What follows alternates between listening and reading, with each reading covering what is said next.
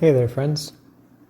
Spirit brought this one to my attention, and I thought, hey, this would be an important episode to make. In discussing some things with a friend, they were mentioning how they're not really understanding. Maybe it's they don't believe it, or maybe they don't understand the law of creation, manifestation, how it works just yet. And there's a little bit of, how would I say it? Not standing in their power, making themselves small. Because they're comparing themselves to me in a manner. And they're saying, I can't do what you've got, what you've done, and manifest the types of things you've manifested because I don't have your connection, and those types of things, It's almost like making excuses not to be able to manifest and create. And what Spirit brought to my mind was, they say if you want to achieve something that somebody else is achieving, emulate that person. If you want to be good at hockey, emulate somebody who's good at hockey. If you want to emulate somebody good at something else, emulate that person. So what I told my friend was, if you're trying to get what I've gotten, other teachers would suggest, emulate me. And what did I do to get what I've gotten? Or what have I done to get what I have received? Apply deliberateness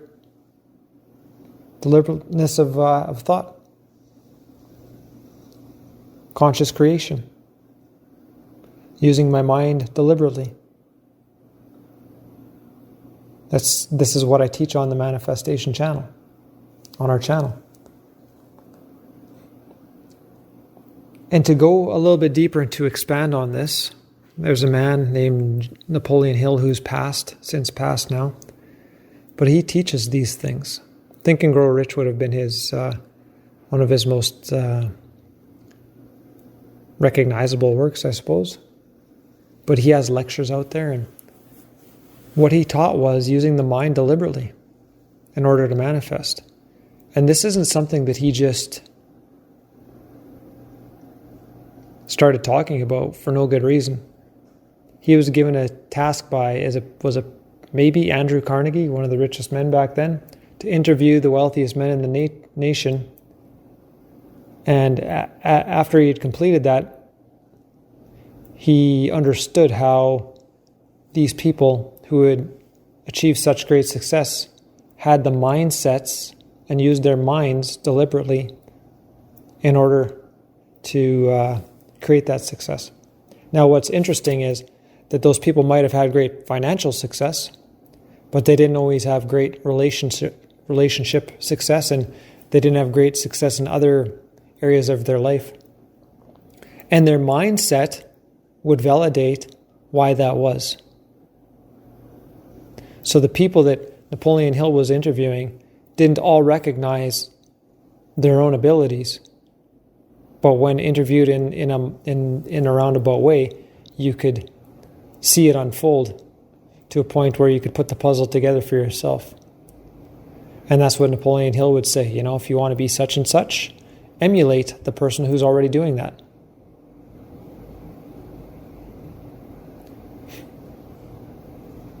Now, when you understand how the law of creation works, you don't really have to emulate anybody anymore. You just apply it deliberately. Turn it on. Become it. Feel it. Over and over again. Deny any contrasting thoughts from the ego. Deny it. Negate it and replace it. Deny it and replace it with that again that you're preferring to create. That way you're preferring to experience. That's what you replace it with. Hold that in mind rather than the doubt of it. Otherwise, the doubt will manifest the doubt to be validated.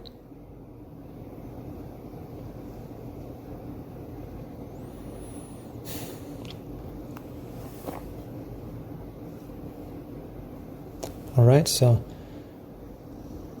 it's a valuable consideration. When you start to look at this from so many angles, you see how it's all validating itself. You know what I mean? So I find these little tidbits looking at things from different perspectives as helpful in that manner, because it provides that validation.